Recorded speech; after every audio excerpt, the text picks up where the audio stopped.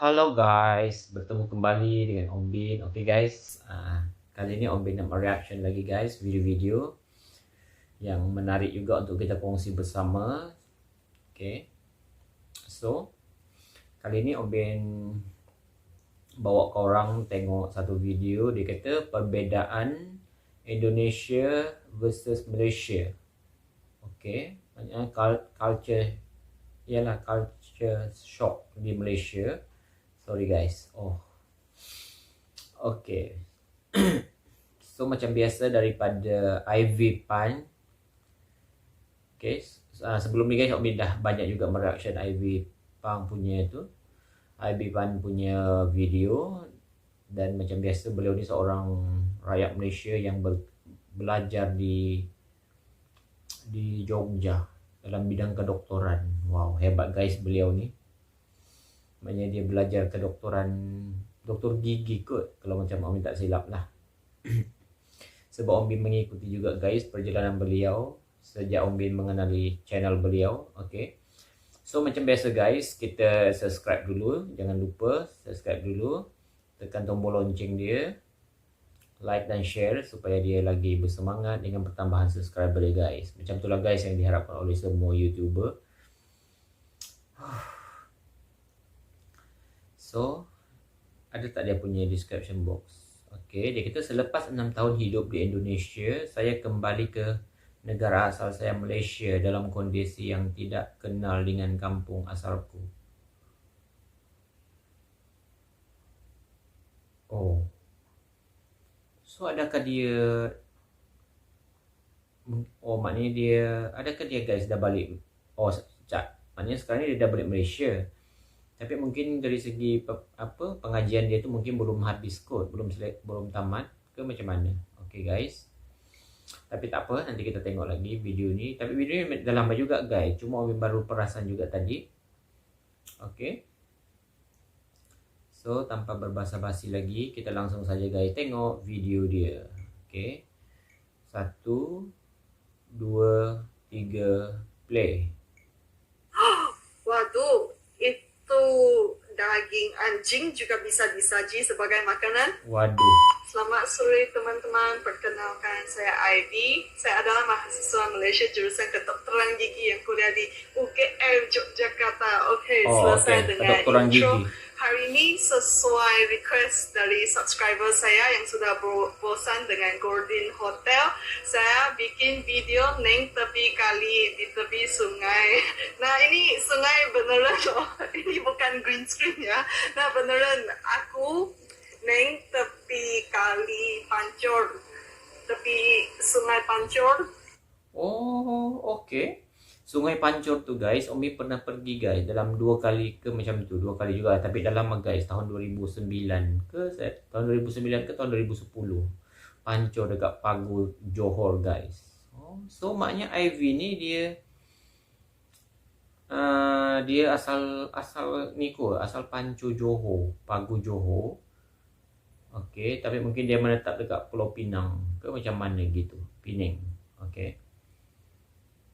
Dekat Pago. Nah, hari ini aku mau besar guys sharing sungai dia dekat Pancor. Culture shock apa sih? Nah, saya walaupun sebagai seorang Malaysia, tapi sudah lama kuliah di Indonesia, saya balik ke Malaysia malah culture shock. Ya, aneh kan, saya juga merasa aneh ya. Okay. Karena mungkin terlalu membiasakan diri di Indonesia atau di mana. Karena sebelum saya kuliah ke luar negeri, saya bilang ke sendiri, jika kira aku kuliah di negara opo, tapi saya harus asimilasi. Ya, saya harus asimilasi, belajar budaya masing-masing sampai sudah terbiasa negara sendiri malah lupa. Oke, wes kita mulai. Pas saya sampai di bandara KLIA 2, pas saya sampai, saya merasa, waduh, kok orang Tionghoanya banyak ya. Itu mungkin di Jogja nggak jarang sih ketemu orang Tionghoa, tetapi neng Malaysia ya itu persentasenya lebih banyak ya. Jadi aku merasa aneh sih, malah ada orang India kayaknya dari televisi ya. Selalu di televisi ada orang India yang cantik-cantik, mereka pakai sari ya. Ya itu di Malaysia banyak sih. Kenapa saya sebagai orang Malaysia merasa aneh ya? Dia rasa aneh sudah guys. biasa atau gimana. Nah, terus itu wong Cino sono nggak ngomong bahasa Tionghoa, malah ngomong bahasa Cantonese, dan Cantonese saya ya terbatas kepada ya di mana kamar mandi ya, siapa nama lu gitu, nggak bisa sampai bahas kayak gini. Jadi terus saya ke kamar mandi, terus saya ketemu sama satu ibu, saya senyum. Nah itu bikin kaget orang loh. Kalau di Jogja kan selalu ketemu orang yang gak kenal ya senyum ya. Tapi di Malaysia no, don't do that, no. Jangan senyum ke orang yang gak kenal, soalnya itu biasanya modus sih. Biasanya kalau orang yang gak kenal mau ngomong dengan kamu ya itu kalau gak mau. Oke guys, yang pasal senyum tuh mungkin tak semua orang juga kot. Kalau kat Malaysia, macam Umi pun deh, Umi suka senyum kepada semua orang. Kadang tuh tak kira lah guys, orang tuh tak senyum dengan kita. Tapi biasanya kalau Umi nampak orang, Umi akan senyum guys. Tak semua lah Umi akan senyum. Tapi kalau macam Umi rasa macam, yalah kita macam bertegur gitu kan. Maknanya kita tak bertegur, tapi kita senyum lah sedikit macam tu. Umi memang jenis suka guys senyum pada orang, walaupun Umi tak kenal. Tapi mungkin adalah beberapa bahagian orang yang jenis maknya tak suka. Oke.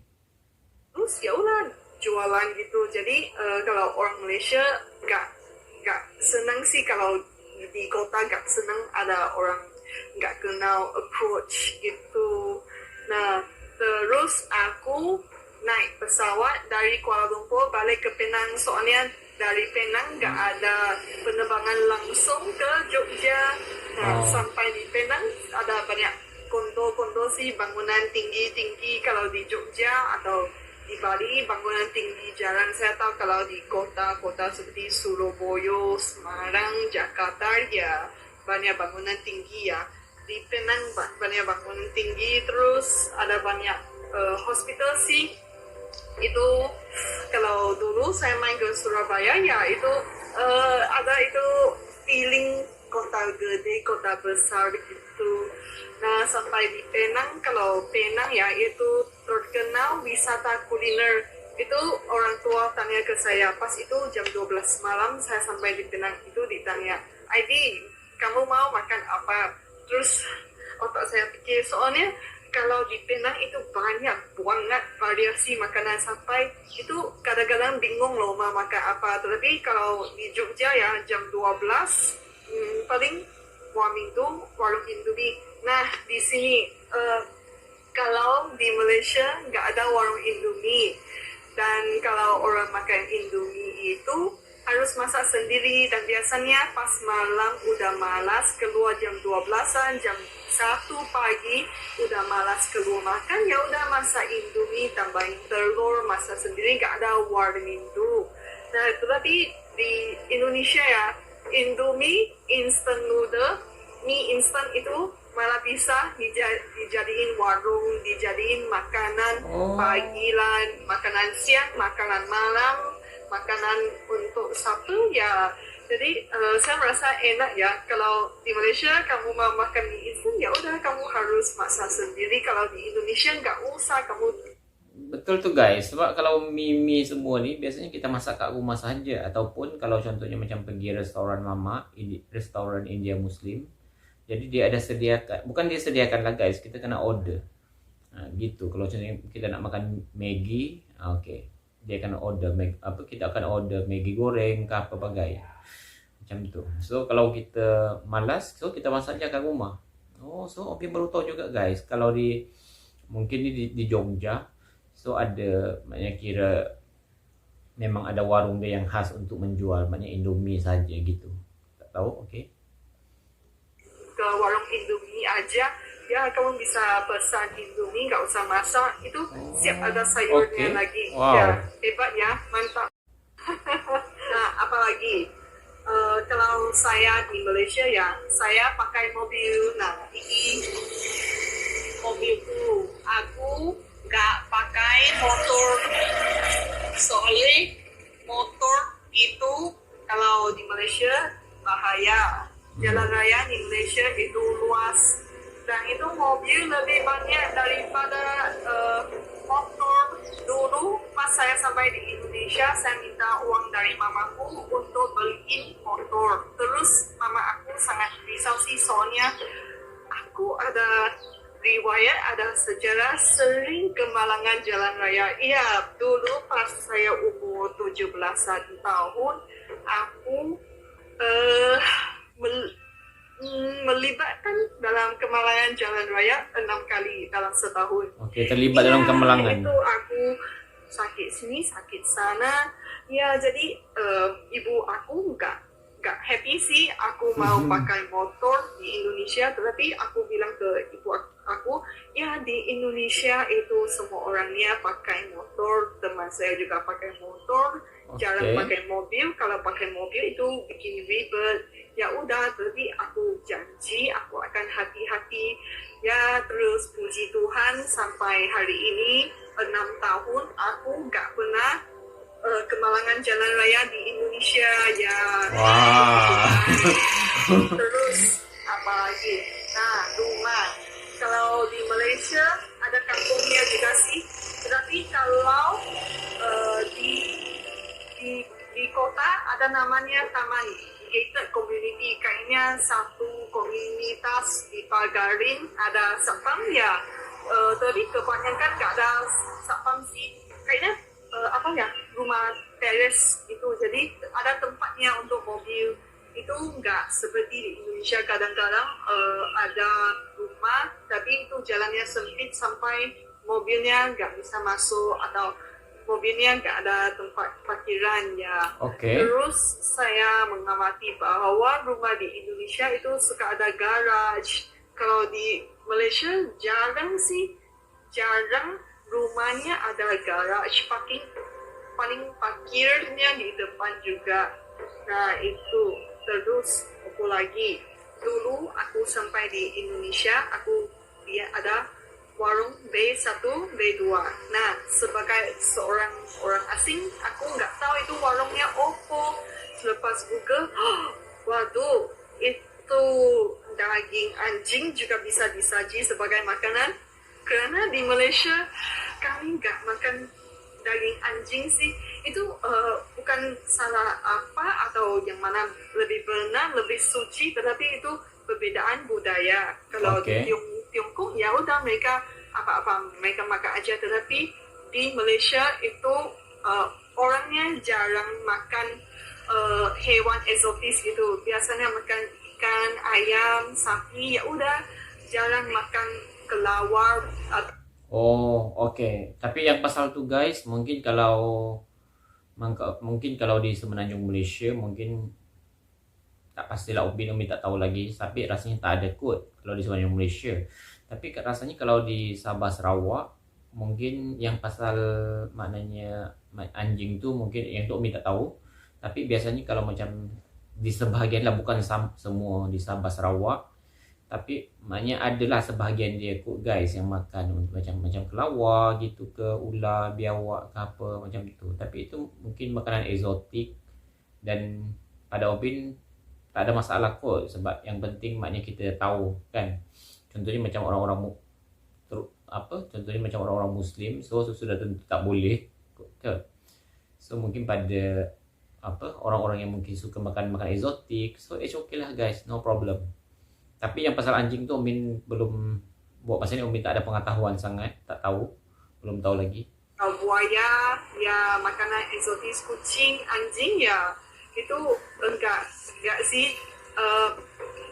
Kucing, anjing itu kalau makan itu melanggar undang-undang di Malaysia, itu tidak dibenarkan. Jadi pas saya sampai di Jogja, saya juga aneh sih kok di tepi jalan jarang ada anjing. Kalau di Malaysia ya banyak anjing liar, tapi Indonesia ya itu bisa jadi nggak ada sih. Kalau ketemu anjing ya 1 bulan ketemu 1 kali itu pas orangnya lagi bawa anjing jalan-jalan gitu. Terus itu boleh nampak banyak tanda-tanda ya. Itu So guys, dia kata mungkin ya kalau di Indonesia tu mungkin tak ada lah ni semua, tapi mungkin sebahagian, terutama mungkin sebab beliau ni kan kira belajar di Jogja. Jadi mungkin beliau jarang tengok macam anjing-anjing jalanan. Dia kata kalau ada pun mungkin yang ada bertuan gitu. Okey, kalau di Malaysia tu kan memang betul lah. Nanti kalau contohnya kita macam nyaya ke apa macam tu kan, macam kita kedapatan maknanya kita menyeksa anjing ataupun kucing, nanti kita boleh diambil tindakan guys, undang-undang. Tak boleh macam itulah yang Om Bin tahu. Dan kalau macam di tempat Om Bin ni, anjing-anjing liar dia guys banyak sebab ramai orang akan bagi diorang bagi diorang makanan. So anjing-anjing tu akan makan lah guys dengan happy. Walaupun dia anjing liar, tapi ramai je orang yang akan bagi dia makan gitu. Okey. yang buang sampah di sini itu anjing ya. Ya, itu tapi di sini jarang kok nggak ada tanda seperti itu sih. Karena di sini itu bahasa kasarnya bukan anjing, mungkin untuk teman Melayu, tapi ya anjing itu biasanya dipelihara sebagai pets, hewan peliharaan, bukan makanan sih. Ya, itu perbedaannya. Selain itu, saya mendapati kalau di Jogja ya, saya hidup di Jogja, itu saya jarang lihat ada mobil mewah seperti Mercedes, Ferrari, Lamborghini, BMW. Tapi kalau di Malaysia itu sering lihat gak kira mana, kecuali kampung pedalaman ya. Tapi biasanya jalan seperti ini ya, itu bisa ketemu Mercedes, itu bisa ketemu BMW sih. Tapi di Jogja selalunya aku cuma nampak satu mobil Mercedes putih, itu selalu Mercedesnya sama. Terus dulu ada Range Rover yang parkir di depan Eastern Kopitiam ya, itu aku gak tahu kenapa sih bikin ribet di grup WhatsApp mahasiswa Malaysia. Oh, ada Range Rover di depan Eastern Kopitiam. Tapi Range Rover ya itu ada di Malaysia sih. Tapi mungkin ya Jogja itu kota kecil kan, itu bukan Surabaya, bukan Jakarta. Mungkin ya bukan seperti Crazy Rich Surabaya ya, atau Crazy Rich Jakarta ya. Jadi di lingkungan saya jarang ketemu mobil mewah sih. Ya, kalau mau mobil mewah, pacar kaya, ya seharusnya saya kuliah di Surabaya ya. Ya. Karena di Surabaya guys, ramai orang-orang kaya dia duduk, terutama di Jakarta guys. Di Malaysia nggak ada gunung berapi, satu juga nggak ada, semuanya di Indonesia. Jadi pas saya sampai ke sini, mungkin saya itu mendaki ya. Aku sepertinya nggak ada aktivitas sih. Malaysia ada air terjun, tapi itu jauh dari kota sih. Dan kalau mau sampai ke sana, kamu harus ada teman. Dan teman saya itu bukan kaki mendaki, kaki explore, kaki adventure ya. Ayah saya mendaki gunung setengah jam udah gak mau. Ya udah, yo wes. Jadi setiap hari aku di dalam rumah, aku gak keluar soalnya panas banget. Pas saya keluar itu seperti terbakar, seperti di neraka. Aku mending stay di dalam kamar, stay di dalam panas guys. Kan nyaman. Nah, mula-mulanya karena aku kuliah di Jogja ya, ada Gunung Merapi. Itu menjadi permasalahan dari orang tua saya. Ibu saya bilang, waduh kenapa harus kuliah di Jogja ya, karena ada Gunung Merapi. Itu apakah aman? Apakah ada gempa bumi, tsunami? Nah gini, orang Malaysia, mereka kalau Indonesia ya, untuk mereka itu negara yang banyak natural disaster, banyak bencana alam. Jadi pas mereka sampai ke Indonesia itu bakalan ketemu gunung tapi meletus, tsunami, gempa bumi gitu. Jadi itu menjadi permasalahan untuk orang asing mau wisata ke Indonesia, karena mereka nggak tahu. Itu bukan berlaku setiap hari sih. Aku bilang ke mama saya, kalau kamu mau ketemu gunung berapi meletus itu lebih susah daripada kamu berjudi menang jackpot. Karena itu jalan sekali, itu nggak ada waktunya, itu nggak tentu. Kecuali ya udah kamu dekat Merapi sih mungkin dia batuk, tapi kalau mau meletus mungkin 4 tahun sekali, nggak tahu, nggak tentu sih. Jadi nggak usah risau banget. Kalau kamu risau ya udah kamu nggak usah apa-apain. Jadi betul lah guys, sebenarnya bukannya kalau kita pergi itu makanya kadang orang takut kan melancong ke Indonesia, dia kita ada gunung berapi, ada letusan lah, gempa bumi lah kan. Tapi sebenarnya tak juga, sebab Mandala tuh kita bukannya tahu kan, dia bukannya ada jadwal masa untuk meletus ke apabila kan. So kita melancong je lah. Jadi kebetulan kalau contohnya contohnya macam Om Bin nanti kalau pergi Indonesia kebetulan ada gempa bumi, so kira itu bonus lah, satu bonus. sebab kita tak pernah merasa, dan mungkin dekat Malaysia kita tak pernah merasa. Jadi kalau kita dah kebetulan kat sana ada, so kira pengalaman mungkin yang tak dapat dilupakan kan, macam tu. Sebab yalah, tak pernah berlaku, bukan tak pernah berlaku, pernah juga berlaku di Malaysia, tapi mungkin dari segi gegaran dia tu mungkin taklah sekuat macam tu. Tapi biasanya kalau macam pengalaman hidup Om Bin guys, Om Bin tak pernah rasa buat masa ni lah, Om Bin tak pernah. So pada Om Bin okey lah, no problem. Bukannya kita tahu kan, so kadang orang takut nak pergi, tapi sebenarnya tak ada apalah, relax je. Kamu naik mobil aja kamu harus bisa apakah aku ada kemalangan, kamu pakai pisau aja kamu akan takut apakah kepotong jari. Ya udah, betul tu guys, bukannya kita tahu. Pergi aja. Lanjut bahasanya. Nah, kalau di Indonesia saya selalu pakai bahasa Indonesia terus. Kalau aku gak ngomong sama Albert, aku gak telepon ke keluarga saya, ya udah aku gak pakai bahasa Chinese. Kalau aku ngomong sama teman Malaysia, aku pakai bahasa Inggris. Okay. Kalau di Malaysia, nah aku ngomong dengan keluarga saya pakai bahasa Tionghoa. Aku ngomong sama teman Malaysia, teman suku lain pakai bahasa Inggris. Tapi kalau aku sampai kantor pemerintahan, pejabat kerajaan, ya aku pakai bahasa Melayu sesuai kondisi. Gak satu bahasa untuk semua, itu kamu harus ganti-ganti sesuai kondisinya. Jadi ya lingkungannya bikin aku harus bisa 3 bahasa. Dulu aja aku SD, SMA, SMP itu kalau Malaysia enggak, SMA, SMP sih itu primary school sama high school. Nah itu aku harus belajar 3 bahasa. Ya udah, kalau di Malaysia banyak tenaga kerja asing, banyak orang Indonesia yang kerja di sini, banyak orang Nepal, banyak Bangladesh. Kadang-kadang itu dulu kotanya dulu dikunjungi banyak orang lokal, sekarang dikunjungi banyak orang Bangladesh, banyak orang Nepal. Gak seperti di Indonesia ya. Kalau di Malaysia, Malaysia membutuhkan banyak tenaga. Itu susah mau mendapat tenaga atau buruh. Tapi di Indonesia itu lebih gampang mau dapat pembantu. Tapi di Malaysia itu susah. Jadi itu senang sih kalau orang Malaysia, mereka lebih senang dapat asisten rumah dari Indonesia berbanding negara lain, berbanding Filipina, berbanding Bangladesh, karena orang Indonesia bisa ngomong bahasa Melayu. Itu mereka betul tuh guys. Di rumah pakainya bahasa Inggris, pakainya bahasa Tionghoa, pakai bahasa India. Kalau nggak pakai bahasa Melayu, ya anak mereka nggak berpeluang untuk belajar bahasa Melayu.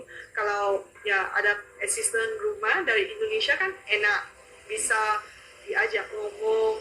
Itu banyak teman saya sih, mereka ada asisten rumah Indonesia dan itu mereka sangat membantu. Dan kalau TKI di Malaysia ya itu orangnya pinter-pinter semua, mereka cepat belajar budaya sini, mereka cepat belajar bahasanya sini. Betul. Itu aku kemarin ketemu banyak banget TKI Indonesia yang bisa bahasa Chinese, bisa bahasa Canton, bisa bahasa Hokkien.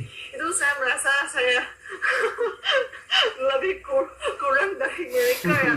Mantap sekali, bisa bahasa Jawa, bahasa Indonesia, bahasa Inggris, Cina, Filipino kanton Okin Aka waktu itu itu bakat sih, bakat untuk jadi tour guide, bakat untuk jadi translator. Oke, sampai sini. Kalau kalian ada komentar Dah habis, guys. atau mau sharing, ya udah komen. Kalau suka video ini, like. Kalau pengen nonton video seperti ini, subscribe. Sampai jumpa lagi. Oh, so dah habis guys video dia. Kira perbezaan lah, maknanya mungkin sebab dia kan Malaysia, jadi disebabkan dia dah lama duduk Indonesia, dia belajar kat sana. So bila dia datang ke Malaysia, dia macam ialah kejutan budaya semula guys, walaupun dia memang orang Malaysia. Sebab dia terlalu lama duduk dekat Indonesia. Wow. So memang menarik guys, saya cerita dia. Contohnya macam dari segi makanan tadi, Om Bin, pada Om Bin guys, okey lah. Sebab mungkin orang-orang yang jenis suka makan, mungkin untuk orang Muslim mungkin dia lain lah makanan dia tahu sendiri. Tapi untuk yang non Muslim, mungkin dia orang memang ada guys yang ada juga yang maknanya tak suka makan makanan eksotik, tapi kita kena akui dan memang ada guys yang suka makan makanan eksotik. So pada Umi tak ada masalah lah, it's okay. Yang penting kita menghargai orang punya adat budaya semua, apa yang diorang nak. Yang penting okey lah, harmoni semua. Macam tu je guys pada Om Bin tak adalah jadi semacam menghina ke apa bagai. Om Bin dalam hidup Om Bin tak ada menghina guys. Sebab Om Bin suka kepelbagaian. Yang penting kita tahu cara kita, cara hidup kita sendiri. Okey, macam itu juga guys pada Om Bin.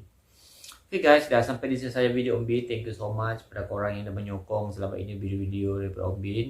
Dan Om Bin tak tahu guys nak berterima kasih pada korang macam mana, sebab Tuhan je lah yang mampu membalas. Sebab Om Bin tengok Om Bin punya subscriber guys, Om Bin dah kira banyak juga guys pada Om Bin. Om Bin tak, selama ini Om Bin tak sangka boleh sampai macam tu. Sebab selama ini Om Bin tak ada pun niat untuk nak sampai ke tahap itu. So pada Om Bin dah terlalu, kira pencapaian Om Bin yang dah terlalu terbaik sekali. Sebab yalah, tak pernah terfikir sebelum ni. Okay guys, dah itu sahaja video pada Om Bin. Thank you so much.